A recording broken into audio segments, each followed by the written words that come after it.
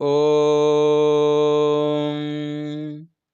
स्कंद उवाच योगीश्वरो महासेन कार्तिकेयोऽग्निनन्दनः स्कंदः कुमारस्येनानीस्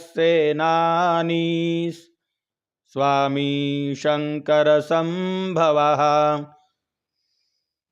गाङ्गेयस्ताम्रचूडश्च ब्रह्मचारी शिखिध्वजः तारकारिरुमापुत्र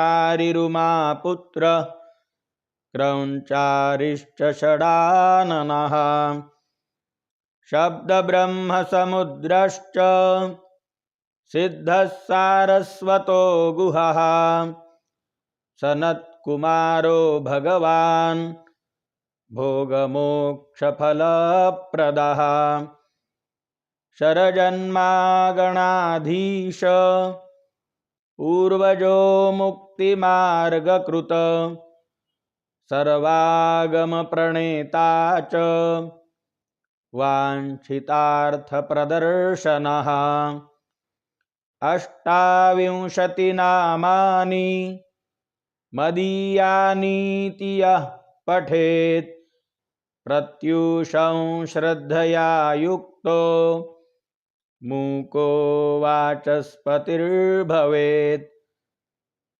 महामन्त्रमयानीति मम नामानुकीर्तनं महाप्रज्ञामवाप्नोति नात्र कार्या विचारणा। श्रीमत्कार्तिकेयस्तोत्रम् कार्तिकेय शरणार्पणमस्तु।